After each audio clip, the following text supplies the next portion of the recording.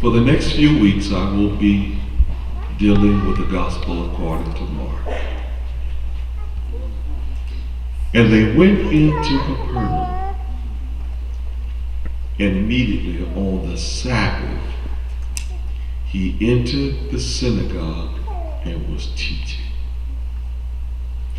And they were astonished at his teaching, for he taught them as one who had authority and not as the scribes. And immediately there was in the synagogue a man with an unclean spirit, and he cried out, "What have you to do with us, Jesus of Nazareth? Have you come to destroy us? I know who you are, the Holy One of God." But Jesus rebuked him, saying, "Be silent." Better yet, in the Greek, it's epitimeo. He slapped the wrist of the demon.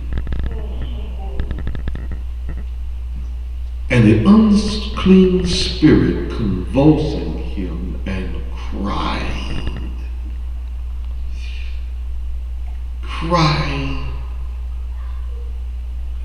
out with a continuously loud voice, and it came out of him.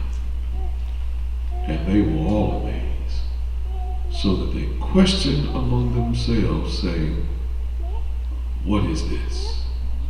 A new teaching with authority. He commands even the unclean spirits, and they obey him." And at once his fame spread everywhere, throughout all the surrounding region of Galilee.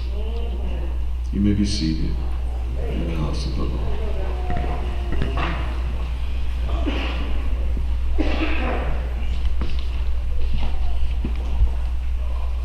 I gotta confess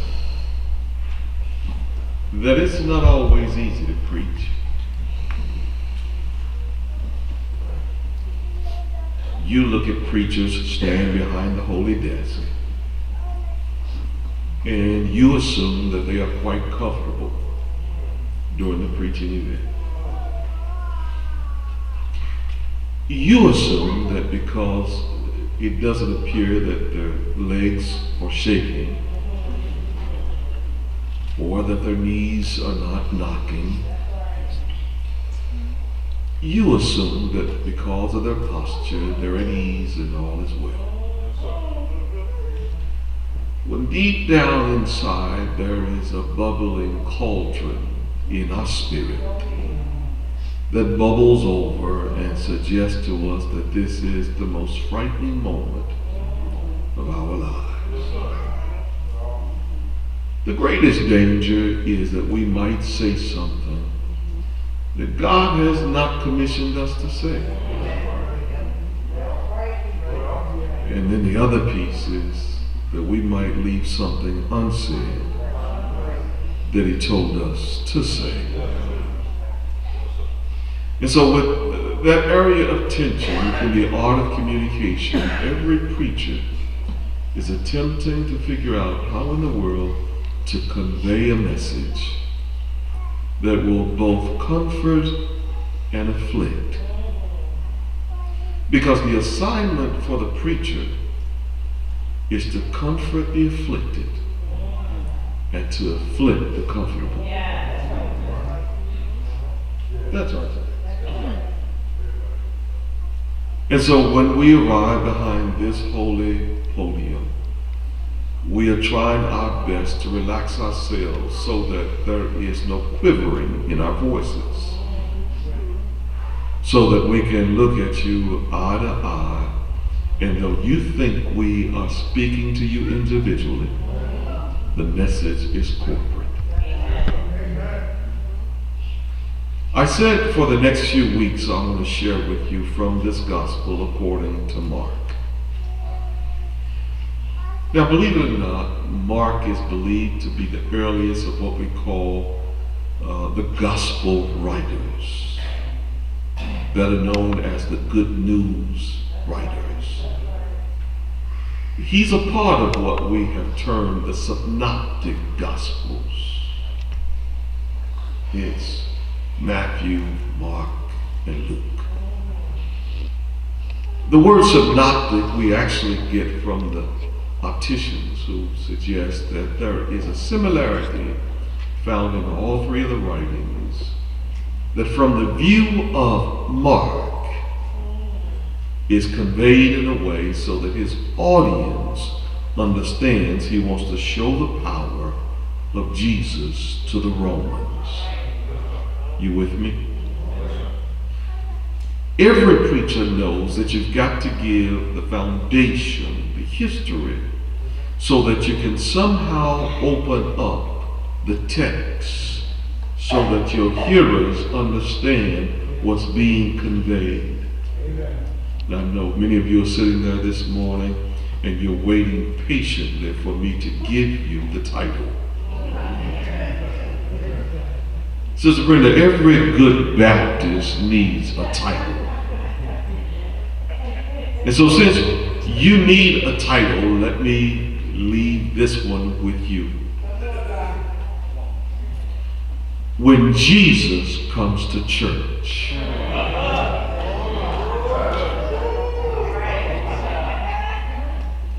When Jesus comes to church.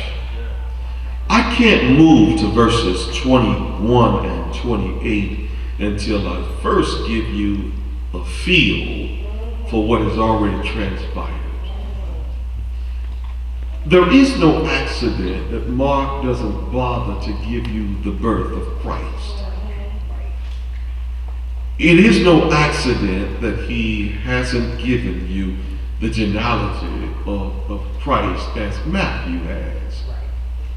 For there are terms that he uses in chapters 1 through chapter 8 in his writing, because there is this thing called the immediacy of what's transpiring in the gospel.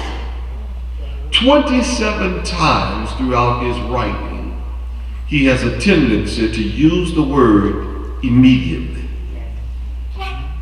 He is moving swiftly to suggest that there is something that plays great importance in the life of Jesus and in his ministry that he wants us to know, so he doesn't deal with the birth. He moves right on the scene where Jesus is already a 30-year-old adult. He is involved in a Galilean ministry. He is planted momentarily in the first chapter in the position along the River Jordan. For there are some amazing things that's going on. But before he is baptized, there is one that is termed John the Baptizer, who is brought on the scene, who was prophesied by Isaiah that was to suggest that he was going to be the one who was going to come along and suggest that the Messiah that Israel has been waiting for has arrived. And so early on in this chapter, the introduction of Jesus is presented by none other than John the Baptist, who was not absolutely sure from time to time that Jesus is the one. I mean, we often think that when we read the text that he's assured of it, but you got to remember the prison scene. Because the prison scene suggested that John sends his boys to ask Jesus' boys, are you the one or should we look for another? And so while examining the text, some outstanding things happens. You know, the likes of Jesus calling his team together. And whenever we are attempting to put a team together, in most instances we are trying to put people together that are like us. We want them to have the same ideology. We want them to at least say yes when we expect a yes.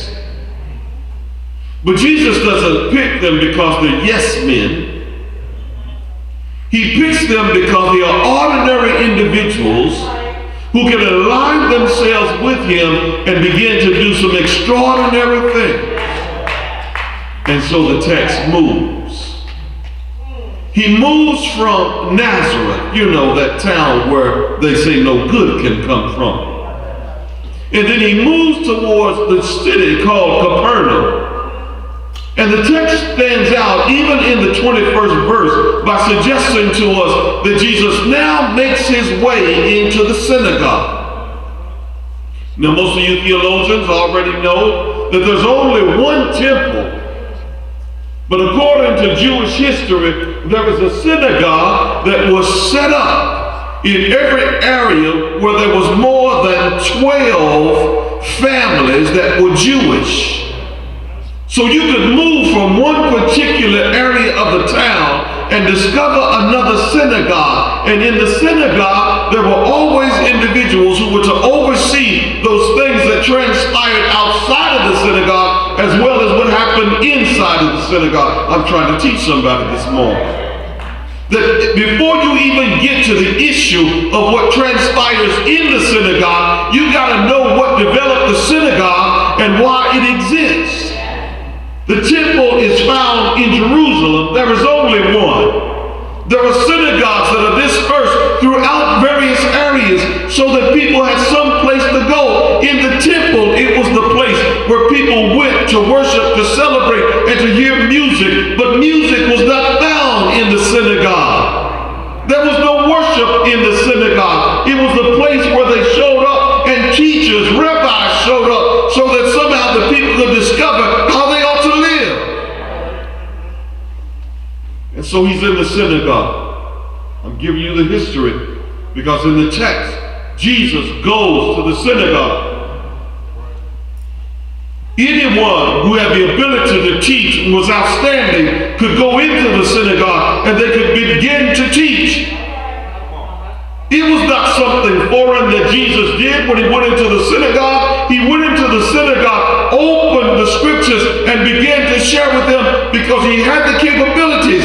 But there is something that's outstanding in the text, and that when he taught with authority.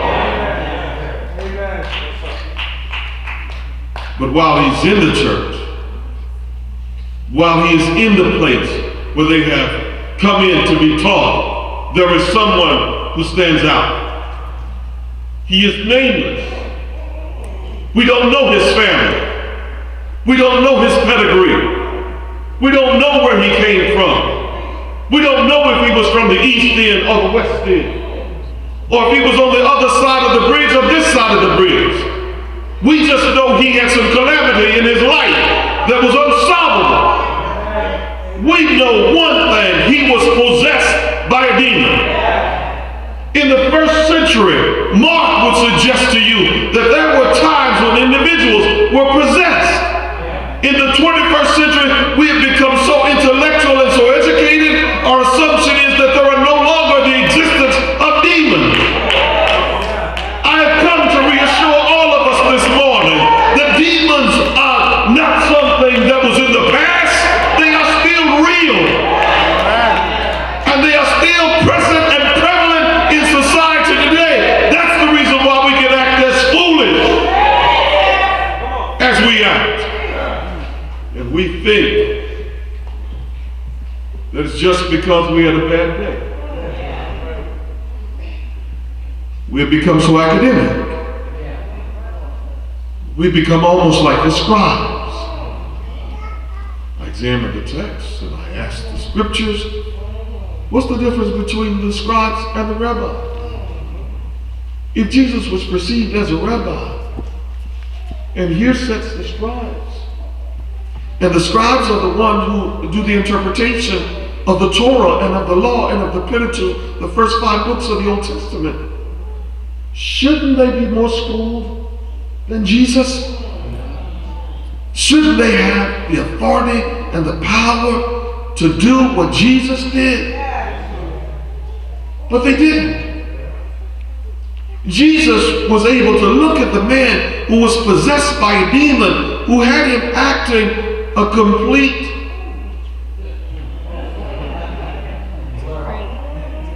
And so I parked there when I was studying because I thought to myself, I've seen some of those individuals.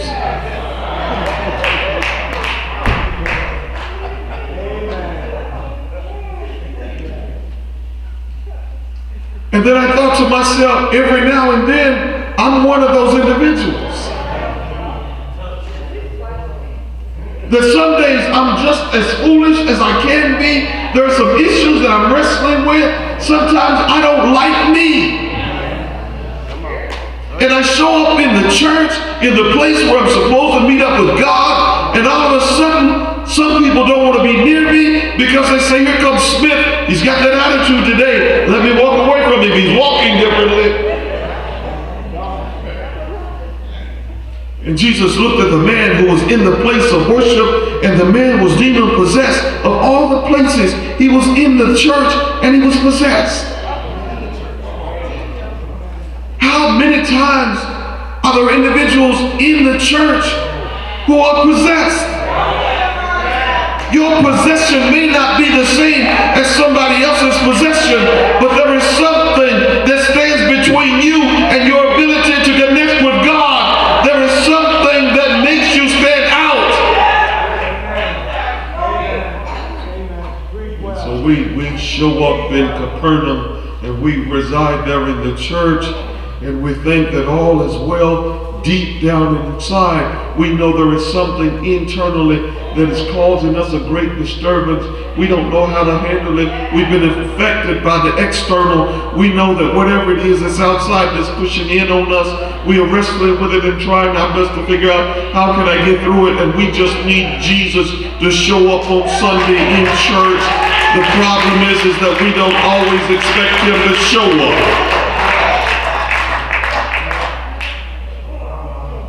This guy never expected the miracle to show up in the Sabbath, in the place where he expected God to be. There are people who show up in the context of worship. We've got problems, we've got issues, we're dealing with stuff. We don't know what to do about it. We don't know how to handle it. We've prayed and all of a sudden we've come to church and we don't expect Jesus to show up, but Jesus is coming in the person of his Holy Spirit and saying to you, I want to help you get out of the situation that you're in.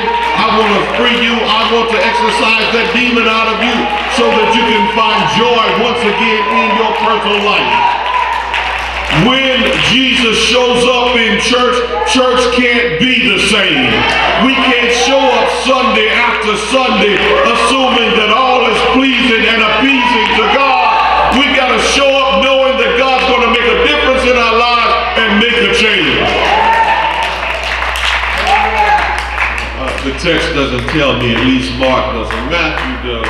Mark talks about the fact that the man has been delivered by the demon, but Matthew will tell you that when he is delivered from his demon, he celebrates and he goes out, because you just can't keep it to yourself when God has been that good to you.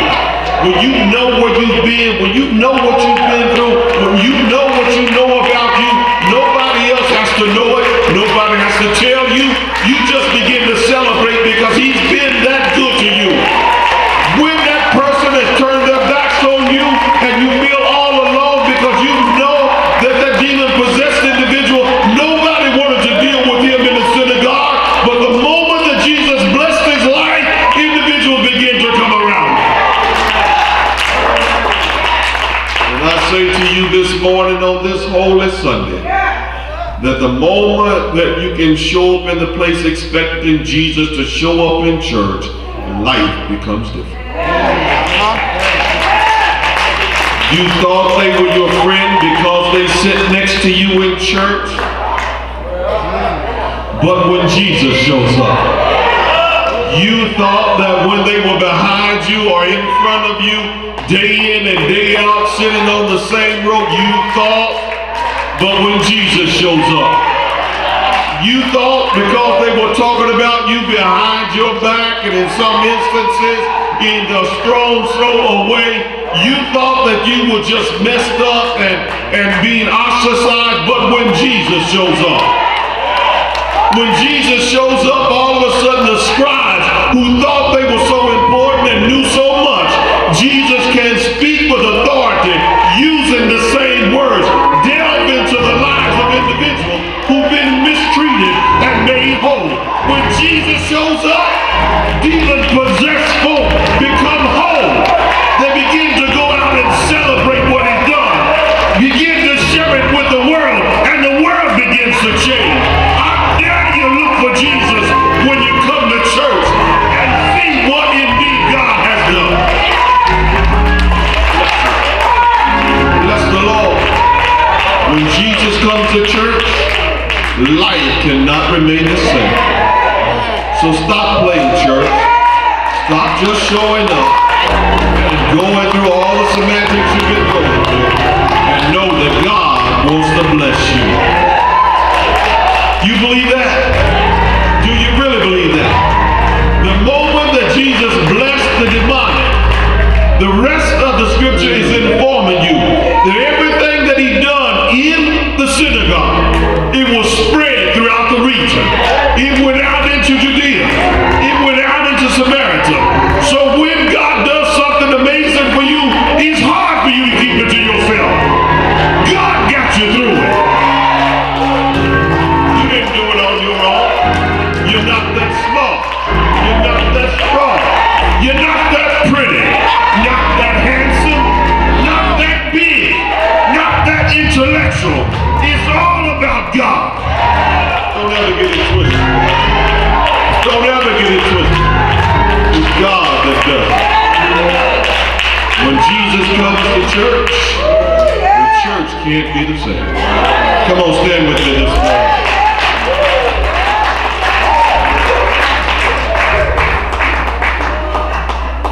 Mark was a good buddy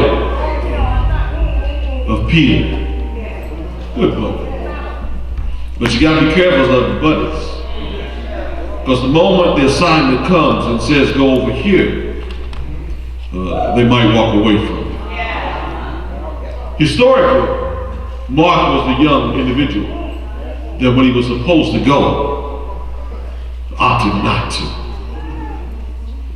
And so I suggest to you that Jesus is the one that will go all the way with you. The good news is that even when we blow it, he'll still include us. Historians said it was between the 4th and the 19th centuries that we were absolutely uncertain as to who wrote this gospel. But because of information that was discovered in the 19th century, they discovered that there was obviously no doubt.